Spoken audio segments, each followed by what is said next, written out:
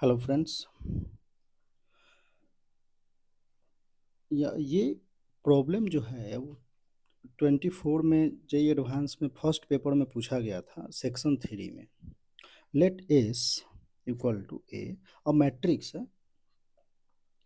यहाँ एक मैट्रिक्स दे रखा है, ठीक है, जिसमें A B C D E belongs to 0 and 1 and determinant of A 0 1 या -1 and 1 where A denotes the determinant of A, then the number of elements in S. अब S में कितने एलिमेंट्स हो सकते हैं ये बताना है, ठीक है।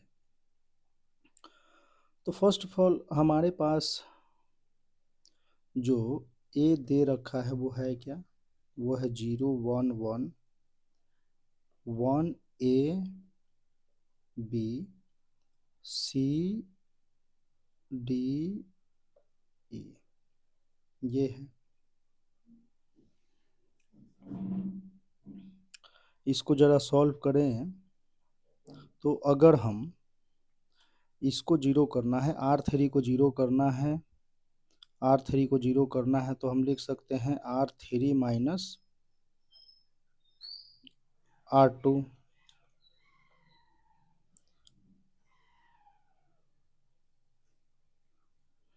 R3 को क्या लिखेंगे, R3 माइनस R2। तो यहाँ से ए जो है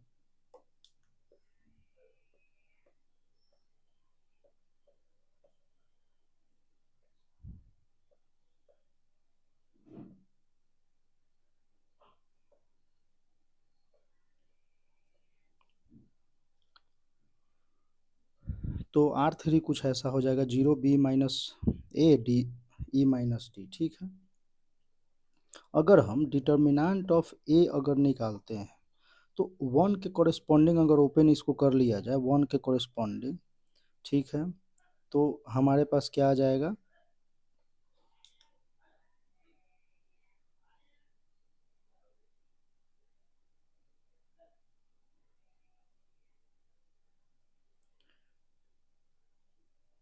1 के कॉरेस्पॉन्डिंग तो माइनस टाइम्स, तो पहले सेकंड वाले टर्म को लिख लेते हैं तो वो हो जाएगा सी बी माइनस ए, और इसको अगर हम पलट दें, हमने इसको इससे मल्टीप्लाई किया, इसको इससे, और यहाँ डी माइनस माइनस होता तो डी माइनस ई हमने कर दिया, ठीक है, ई माइनस डी को डी माइनस ई। तो ठीक, तो यहाँ हमें पॉसिबिलिटी डिटर्मिनेंट ऑफ ए क्या होना चाहिए, या तो 1 होना चाहिए या तो -1 होना चाहिए, ठीक है। तो ये इसके कॉरेस्पॉन्डिंग आ जाएगा वो वैल्यू। यहाँ दे क्या रखा है कि A B C D E belongs to 0 and 1, ठीक है।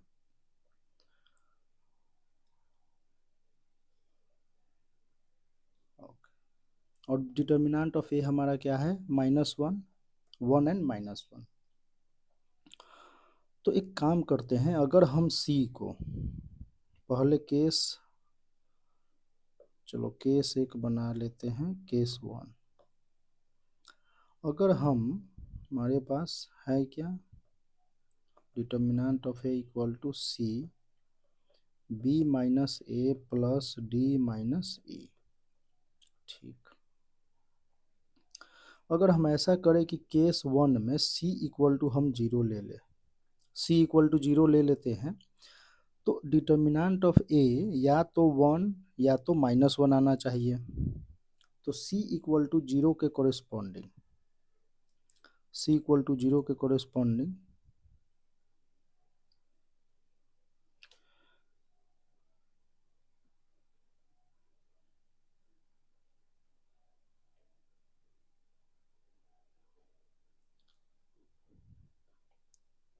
ए बी डी और ई ऐसे देख लो। चलो अगर डी और ई को, ए को हम 1 ले लेते हैं, ठीक है, बी को 0 ले लेंगे,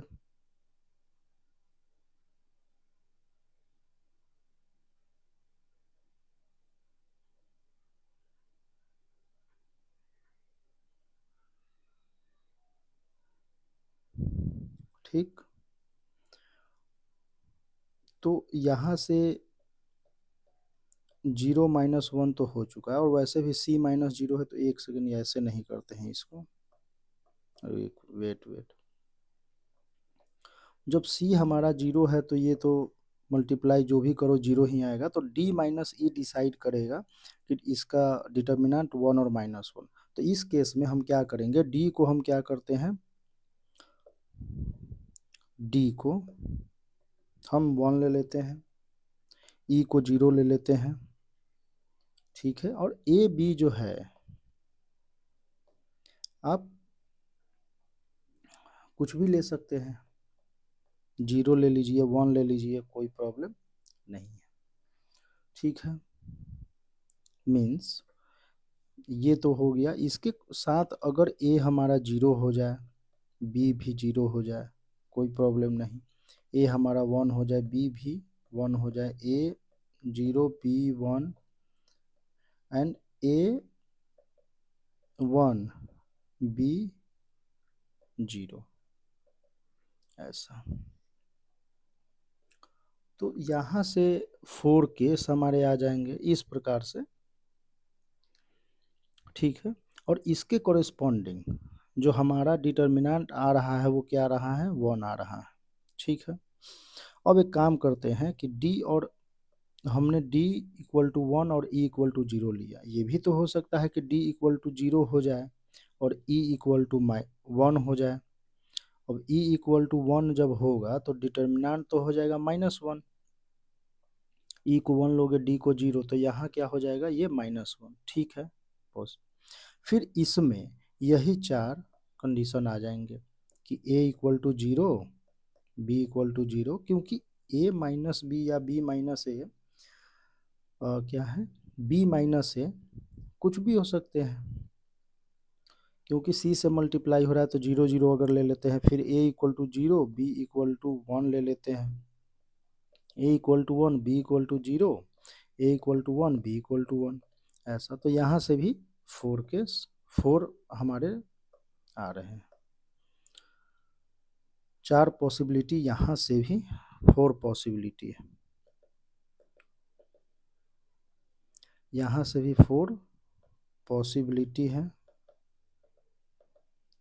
ठीक है।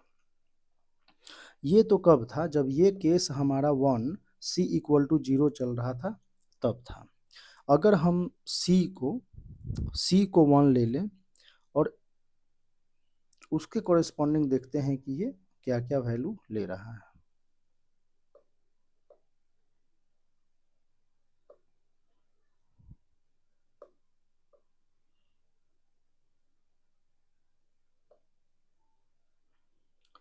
तो सेकंड केस 2 में हमारा क्या है, c को अगर हम 1 ले लें, हमारा डिटर्मिनेंट ऑफ a था c, b माइनस ए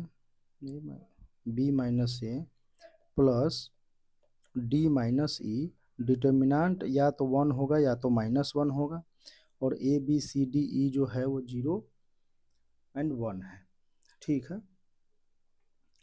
अब हमारा c जब 1 है, c हमने 1 ले लिया, तो डिटर्मिनेंट a हमारा क्या हो गया, b minus A plus d minus E, ठीक।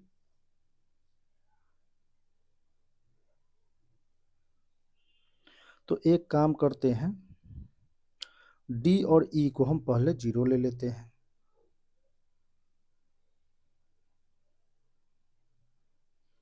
d या इक्वल टू e ले लेते हैं, d equal to e means d equal to E अगर हम लेते हैं तो या तो ये 0 होगा या तो 1 होगा, कहने का मतलब फिर यहाँ से a को 0, b को 1 लेना होगा। केस 2 हमारा क्या है, c equal to 1, determinant c equal to this, determinant या तो 1 होगा या तो -1, डिटर्मिनेंट a जो है वो b minus A plus d minus ई हो गया। d इक्वल टू ई लेते हैं तो या तो d इक्वल टू ई 0 हो या तो d इक्वल टू ई 1 हो, ठीक है। दोनों 1 - 1 0, 0 - 0 0। फिर हमारा b माइनस ए डिसाइडिंग फैक्टर होगा, तो हम क्या करते हैं, a को 1 ले लेते हैं, तो यहाँ से डिटर्मिनेंट, और b को 0 ले लेते हैं। ठीक है, ये तो हमारा 0 वैल्यू देगा। अब ए बी डिसाइड करते हैं, क्योंकि डिटर्मिनेंट हमें 1 या -1 चाहिए, तो a equal to 1, b equal to 0, a equal to 0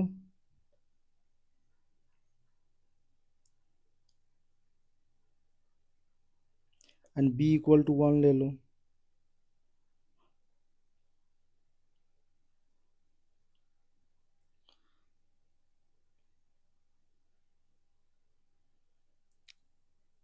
ये भी होगा। तो a equal to 1 and b equal to 0 में d equal to e equal to 0, d equal to e equal to या तो 1। ठीक है, तो इसके कॉरेस्पॉन्डिंग हमारा दो पॉसिबिलिटी होगा। फिर अगर हम ये लेते हैं a इक्वल टू 0, इसमें भी हमारा d equal to e equal to या तो 0, d equal to e equal to या तो 1। ठीक है, ऐसा कुछ।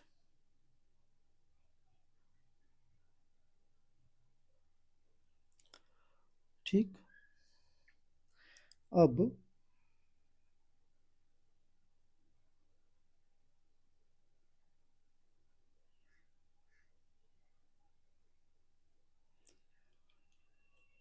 नेक्स्ट हम ये चलते हैं कि मान लो a इक्वल टू 0 हो जाए, b इक्वल टू 0 हो जाए।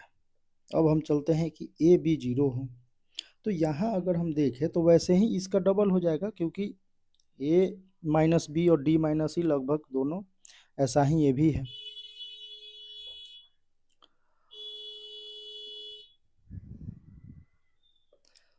तो इसके कॉरेस्पॉन्डिंग हम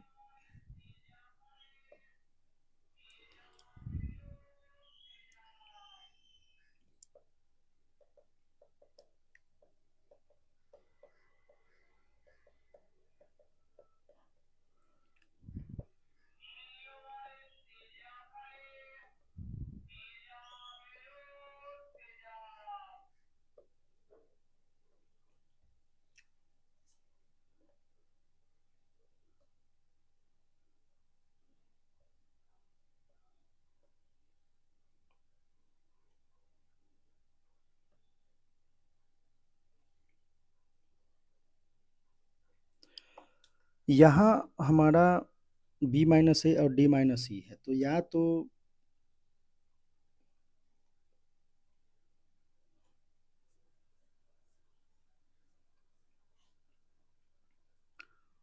ये 0 हो जाए।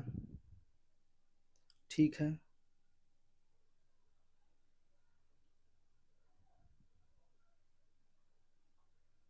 मीन्स हमारा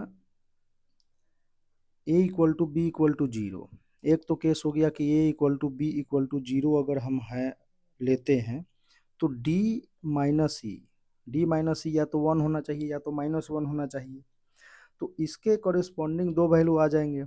ठीक है, तो ऐसे आप लिख लेते हैं कि d जो है या तो 1 हो जाए तो e 0 हो जाए, या तो d जो है 0 हो जाए तो e जो है वो 1 हो जाए, 2। ठीक है, जब हम a को 1 और b को भी 1 ले लें, तभी d माइनस ई हमारा यहाँ डिसाइडिंग फैक्टर होगा। तो d और e, फिर हमारा d और e या तो 0 हो जाए या तो 1 हो जाए। तो d इक्वल टू 1 हो जाए, e इक्वल टू 0, या d equal to 0, e equal to 1। ठीक है, ऐसा कुछ। यहाँ से भी दो, तो टोटल हमारे पास इधर केस 2 में 8 पॉसिबिलिटी आ गए, और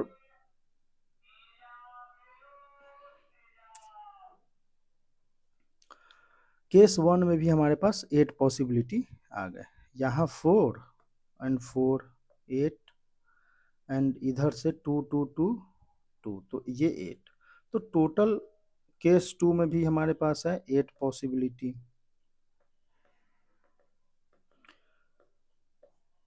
यहाँ है केस 2 में, तो टोटल पॉसिबिलिटी जो है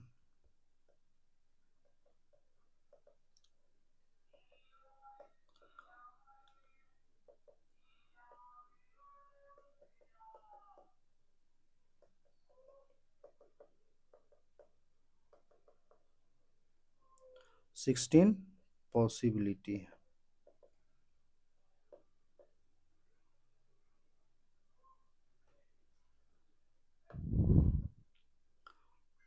सिक्सटीन पॉसिबिलिटीज है टोटल। तो दोनों केस में तो इसको इस तरीके से करते हैं, कोई ज़्यादा टफ क्वेश्चन नहीं है, बस समझाने के लिए टाइम लगा है इसमें।